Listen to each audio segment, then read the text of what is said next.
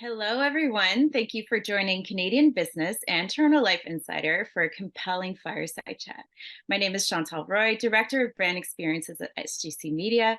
Today's chat is with Satish Kanwar, previously the Vice President of Product Acceleration at Shopify, leader in the Canadian business and technology ecosystem. He's an angel investor, public speaker, and advisor. He's been named to Forbes 30 Under 30 and Toronto Life's Most Influentials. Thank you so much for joining us today and for kicking off our summit this week, Satish. Thank you and welcome. Thank you so much for having me. Stoked to be helping kick off CB Evolution Summit and happy to be here with our audience. Awesome. So how are you, Satish? How's everything going right now? I'm doing well. I wish I was a little closer to that 30 under 30 you mentioned now, but life has been swell and enjoying the fall season here, and having recently entered I think what I'll call a sabbatical for the time being, feeling relaxed and ready. That's so nice to hear. It's lovely to hear. Some people are getting, getting a sense of how it's like to be off work. And, you did have an incredible career, most notably at Shopify. So what are you doing now? What are you up to? Well, it was definitely a generational experience. I think I spent 10 years at Shopify, from the early days through to many different stages and types of companies. So that was a very special learning experience for me. And I took this time to mostly step back and rediscover myself and the art of the unknown. And so I think, even professional athletes get an off season. So I'm taking an off season right now to focus on my health, mental, physical, and otherwise, time and relationships with family and friends, and of course some training, some side hustles, some ideas, some reading and writing, things to keep sharp and learn. And this is a great part of that. Oh, that's so nice to hear. So how would you describe the current landscape of business innovation in Canada, and what unique characteristics define innovation in a Canadian context? A Canadian context. Well, I think I'll start by saying that I share this from a biased perspective as a builder in Canada, born, raised, educated, having started a company and scaled a company and continue to desire to build in Canada. And so I share from a place, hopefully, of some personal experience and empathy, but also, where there's criticism, it comes from that care, and that we all want innovation in Canada to be the best possible version of itself for the future prosperity of what we all love here. And that all really comes down to saying that I think there's no better place to build than in Canada. And it's because as Canadians, we don't live to work or work to live, but seek a harmony in what we find to be creative, impactful, and inherently personal to each of us. It's the right culture and community for accomplishing that while leading ultimately a meaningful life. And I think that's why you find entrepreneurship and innovation in Canada to be so intertwined with the individual and of the story, and often whether it's an immigrant one or not, one that comes from great personal kind of sacrifice and goal. And so what's unique to us is that everything we do is intrinsically global. We have a diverse makeup and mindset, and so the work that we do and what we build is more globally informed, and therefore usually has the potential for a more inherent global impact. I think we've also seen over time that Canada is, to be honest, a great representative market for the US and the rest of the world, that we innovate in Canada as a way to test and launch products in this context so that they can successfully scale in many other places. And what's the stat? 70% of Canadians are within the border, 100-kilometer border radius. So our culture and our consumption habits mirror the US, but we have a far more confined, targetable, ideal population of, still 40 million strong that business goes after. And maybe the last thing that I'll share there that's uniquely Canadian is the high talent density. It's not that there is not skilled talent of different types in different markets, but it's that the density of educated, trained, and capable population in Canada of those 40 million is extremely strong. And that's not just the immigration policy that's allowed us to capture such incredible talent over so many decades, but it's also the second, third gen waves of those Canadians that go through world-class local educational institutions, conduct research, form ideas, and otherwise. And so pound for pound, Canadians have a higher density of talent. We have a able market in front of us, but that market represents the US and often rest of the world. And we just build with this global mindset that makes our work more impactful. To your point, Satish, do you think that Toronto is still one of the biggest tech hubs in Canada, or are you seeing any growth anywhere else in the country?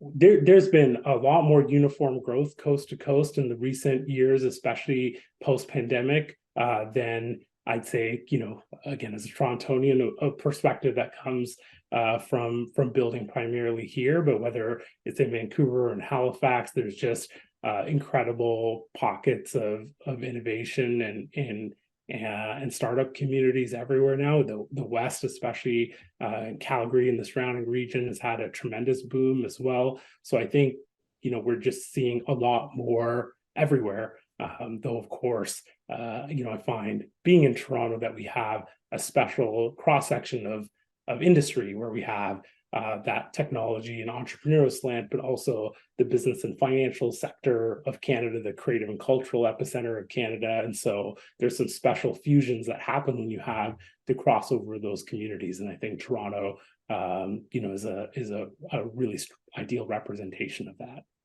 I would definitely. So, in your experience, is innovation in Canada truly sticky, meaning it has a lasting impact on business and industries? How have you observed the stickiness play out in successful ventures? I think stickiness is an interesting concept because I think it often in the world of Canadian innovation becomes a conversation about IP, about intellectual property and patents and defensibility.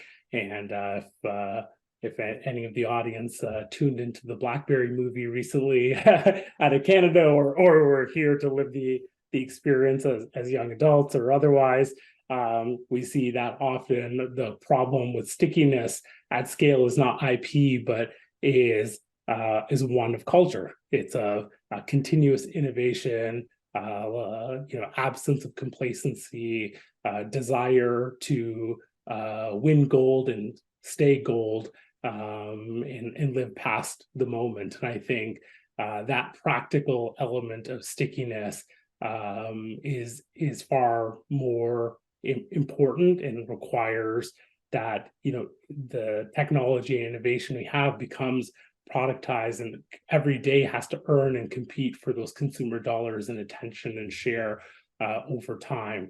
And so I think having spent my decade at Shopify, that was a lesson we took to heart in terms of creating a culture of this continuous innovation and understanding that stickiness above all is temporal, like everything else, and that you have to continue to work for that lasting leadership and impact over any industry.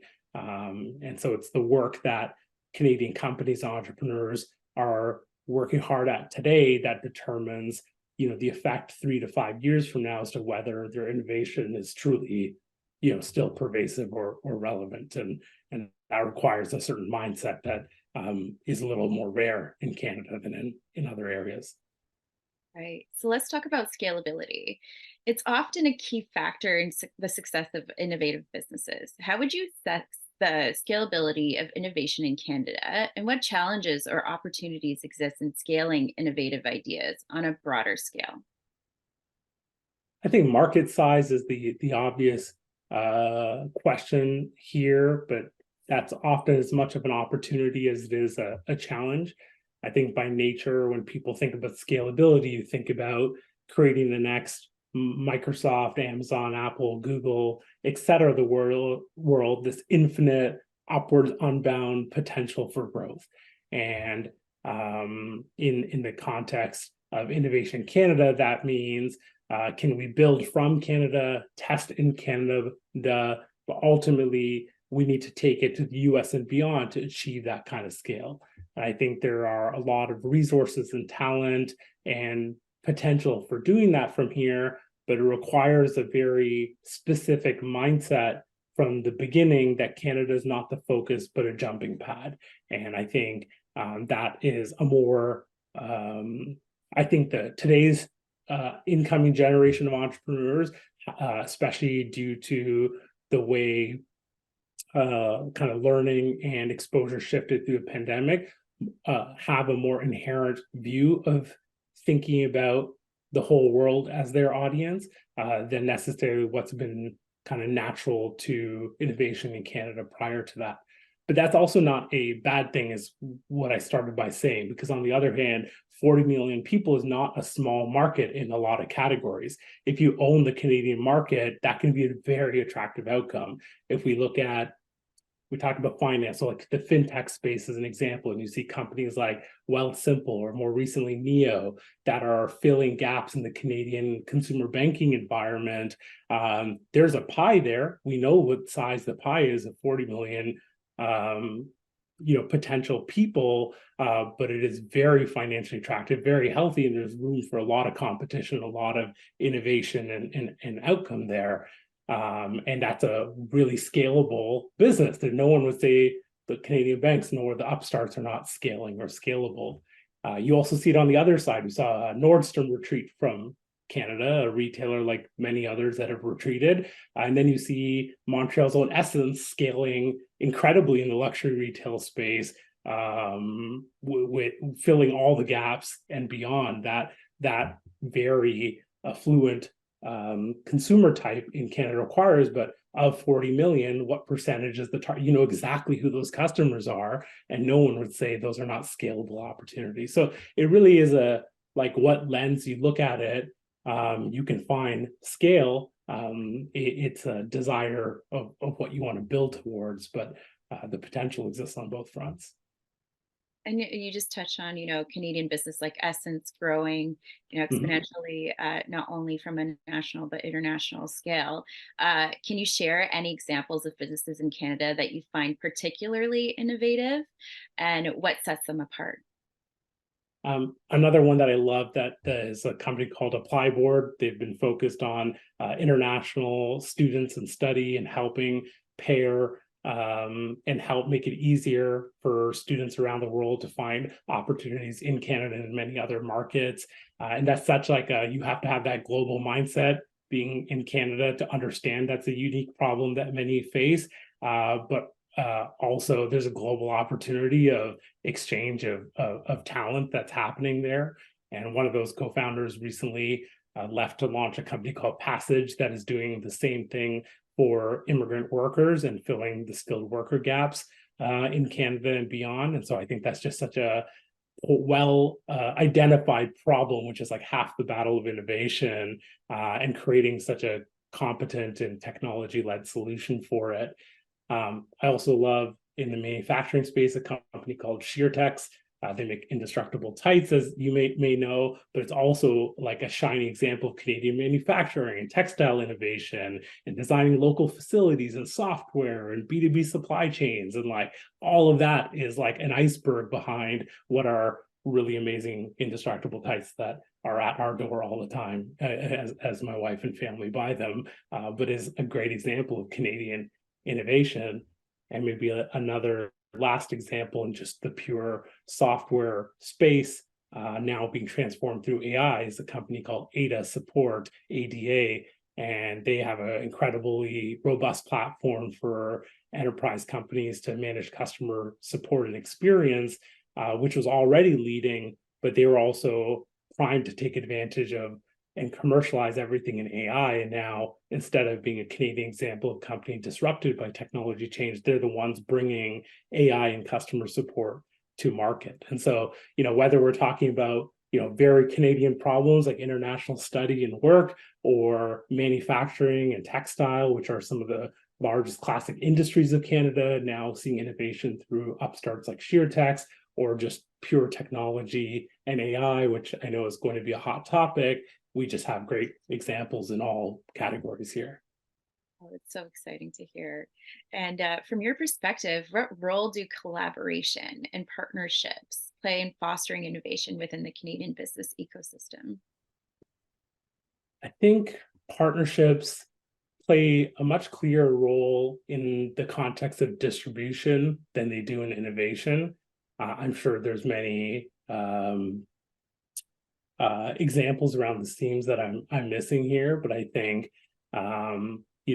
this can to develop innovation, I think requires a degree of unilateral focus, direction, and vision. And I think it's rare that two companies can come together in equal parts around something like that and create something truly innovative. I think it can work when a partnership is built on top of, one's technology for another's customer base or some version of more structured partnership. For example, there are many Canadian startups that build successful e-commerce apps on top of Shopify's platform. And that is a version of a partnership, but is also just a platform being leveraged to serve another's. But I typically find that this kind of collaboration in Canada is usually innovation wrapped in a shell of marketing for the purposes of talking about distribution and licensing and customers. And that's not a bad thing on its own, but it's not inherently innovation, it's distribution.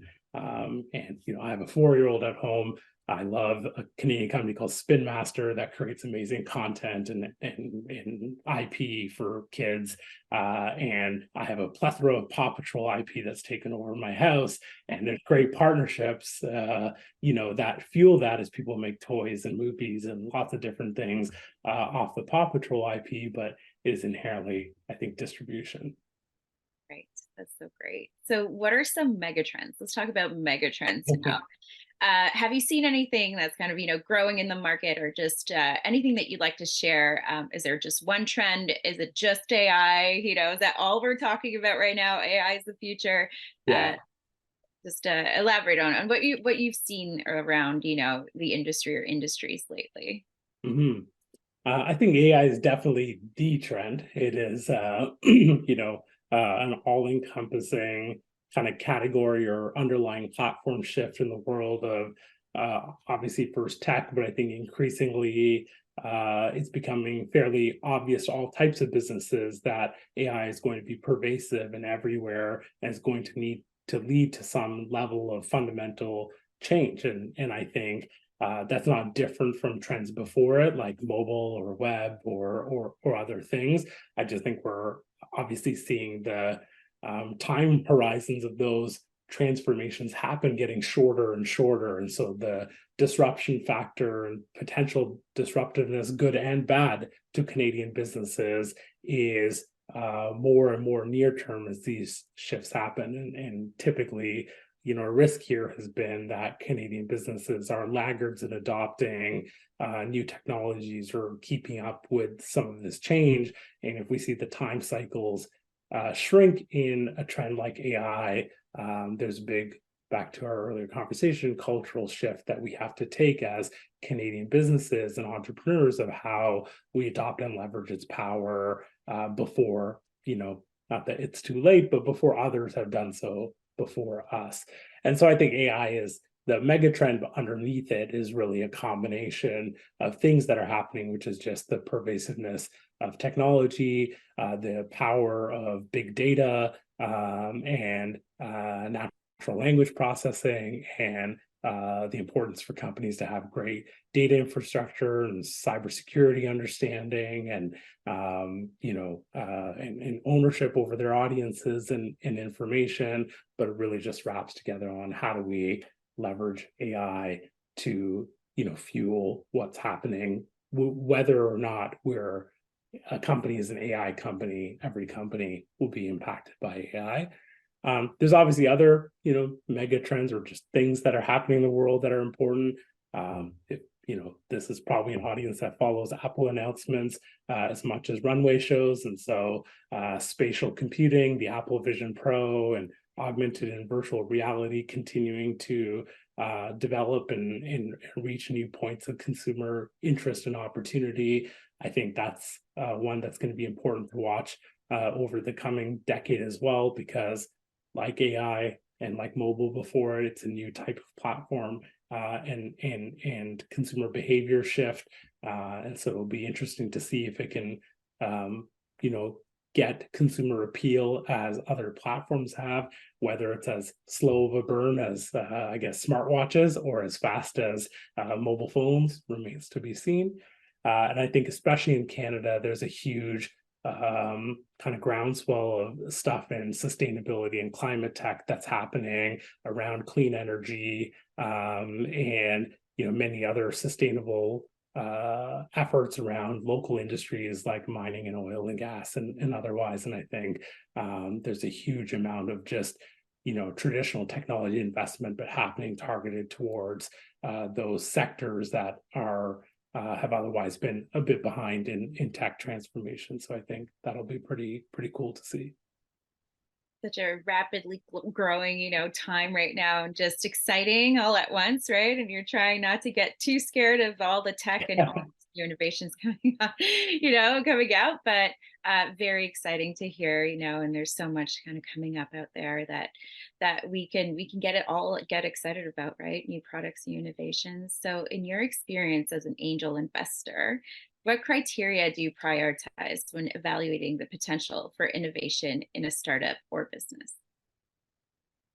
Great question. So, as a family office, my wife and I have made somewhere in the range of 50 or so angel investments in a variety of categories, and so this is something that we think a lot about when it comes to the kind of upside potential of investments and realization of opportunity that comes with investing in early stage companies. And having done that over 7 or 8 years now, I think there are a few variables that stick out time and time again, and they tend to be mostly on the softer side, I guess I would say, than things that are that evident in a slide deck or a one pager. I think first and foremost comes the question of the founder's mentality. I think a lot of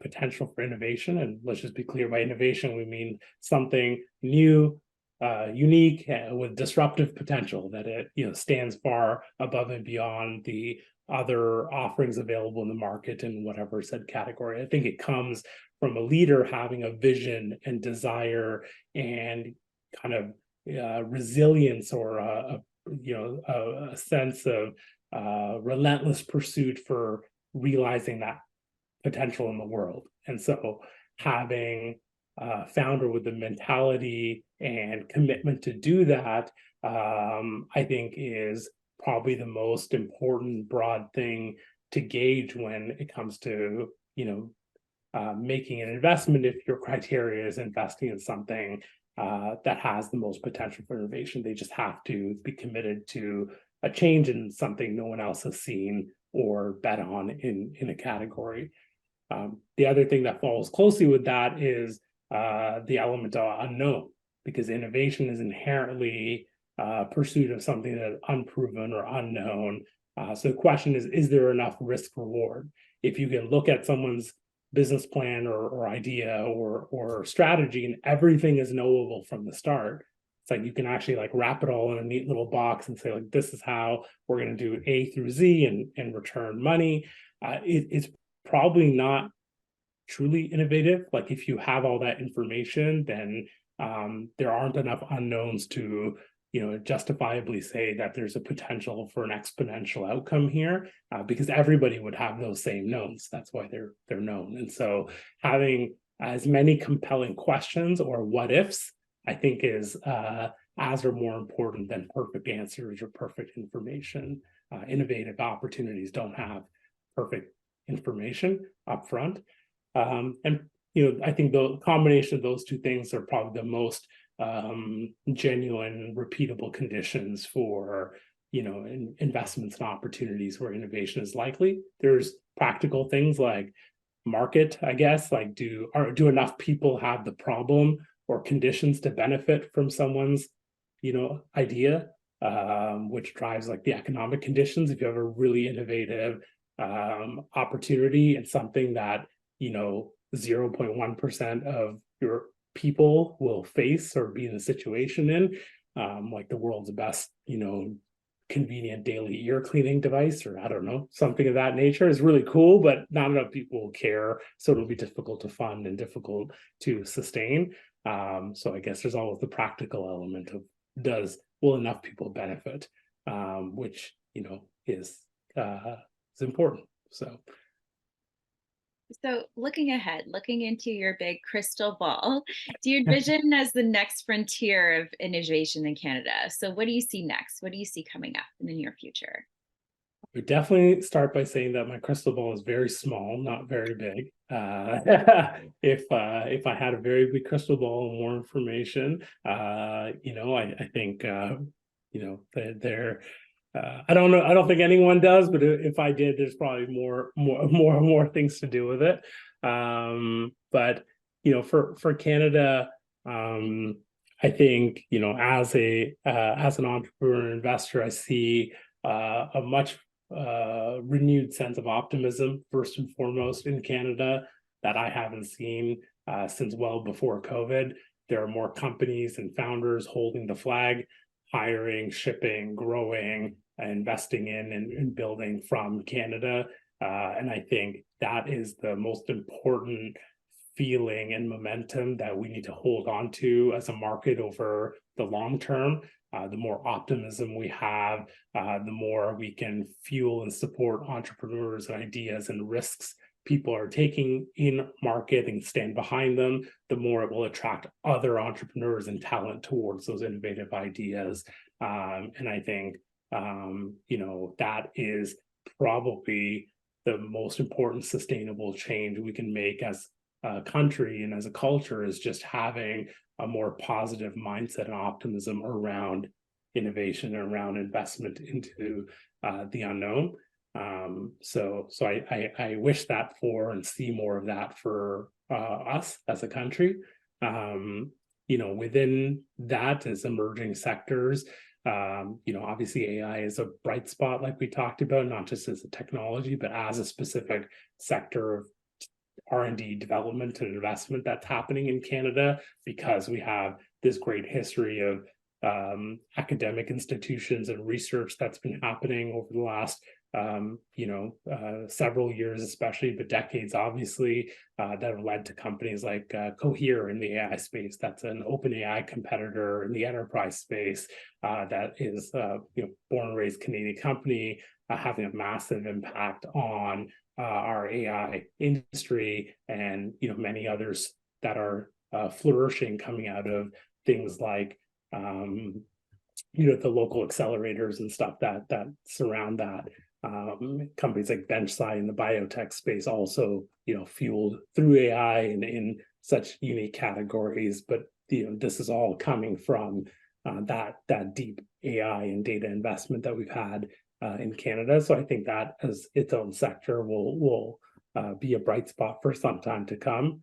And we talked about the mega trends, and I think what will be especially interesting will be how some of our biggest domestic industries that have come up in this conversation are affected by the technology change that we see. I think it's would be foolish to believe those domestic large industries will not exist in 10 years.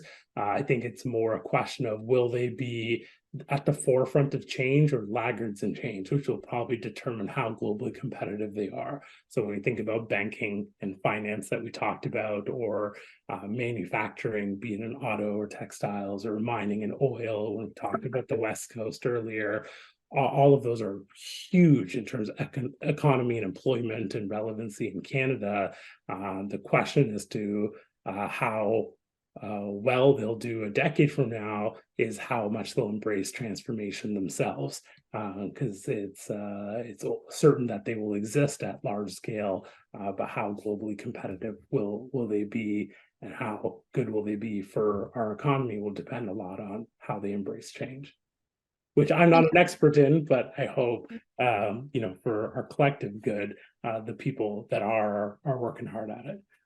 Oh, yeah. So, you talked about finance and manufacturing companies. Do you see any other emerging sectors or industries that you believe are particularly transformative at the moment? I think our conversation earlier on sustainability, like climate and clean tech, I think will, Canada is well suited for, and I think will be an important sector here that is going to keep attracting a lot of talent locally and globally. And obviously, we're on the precipice of major, climate impact in the world, and that's, as it becomes more tangible in the sense of the companies and technologies and ideas people are rallying behind that can have a positive impact on that. I think that's going to be a very central sector for us. Yeah, that makes sense. It's so important for us to understand how all these industries are going to help support sustainability and help us with, keeping our world clean and a world that we can live in. So we'll see how things go. But in a rapidly changing global business environment, as we know, how can Canadian businesses stay competitive and continue to lead in innovation? We talked about, that element of risk reward earlier, like innovation, if nothing, is a game of that risk reward. And Canadian businesses that have, over our long history, usually been on the laggard cycle of adopting and embracing new innovation. I think that's where we have to make the most change, so that adoption and questioning and challenging one's own business models or pursuing new markets and sectors. Like this is something that is not always inherent to our DNA. And I think, especially as more and more of, these new technologies are also built and raised in Canada, we need to make sure that the first consumers, be it individuals or businesses, are also Canadians. And so I think that's both a training opportunity, a cultural opportunity. We do a lot already from a government incentive and R&D support standpoint to fuel and reward businesses for adopting technology and spending money on R&D and labor. And so I think we have to just make sure this is all fueled in a common direction, that we know that being competitive means adopting early, adoption means training and incentives, but above all, it's cultural, that people are willing to make those investments for the potential reward. That's probably our biggest room for improvement. And I worry if our bark is worse than our bite when it comes to what change businesses need to take, and sometimes being satisfied with what is versus what could be. And this takes me to my next question. What advice do you have for the entrepreneurs tuning in today? And if maybe they are starting their own entrepreneurial journey, how can they be successful? Experiment. I think, trying, learning, iterating, trying again. There's never a perfect time to start. It's just every day it's a now or never question. And I think one thing I learned, having spent a lot of time with Toby, founder of Shopify, over the last 10 years, something he said often was, failure is the successful discovery of something that did not work, which means you learn something. And it's critical for entrepreneurs starting off to commit to constant learning. It's critical that you learn by doing and trying things, however big or small. Entrepreneurship doesn't have to start as a full-time journey. It doesn't have to start as a defining one. It can be the side hustle that you learn through, not in your 9 to 5, but from your 5 to 9. And it can also be something that you commit yourself entirely to. And there's no one right way of doing it, so long as you're trying and you're learning. And that's how you chart your journey to success. So I think, for those that are tuning in, you just get started. That's so great. Well, this takes us to the end of our chat. Before we end, I'd love to ask, what's next for you, Satish? Do you have anything exciting coming up? I know that you've been, just taking some time and learning a few different things and spending some time with your family, but do you have anything new coming up that's exciting that you'd like to share? Definitely enjoying this sabbatical time. I think what I hope is it'll keep inspiring me and helping kind of give me the space to experiment with things and learn. I hope ultimately to keep to my roots of entrepreneurship and build new things and try new things, and start new initiatives. But for now, what's next is a few more months of rest. That's so great. Take that time, Satish. Well, we really appreciate you taking the time to speak with us today and to kick things off for our CB Summit. Thank you, everyone, for Absolutely. joining us today. We really hope to see you all tomorrow in person for an event with Moderna on mRNA. So that's at the Well tomorrow night. Hope to see you all there. And thanks again, Satish. Thank you, Chantal. Thank you. Have a great day, everyone.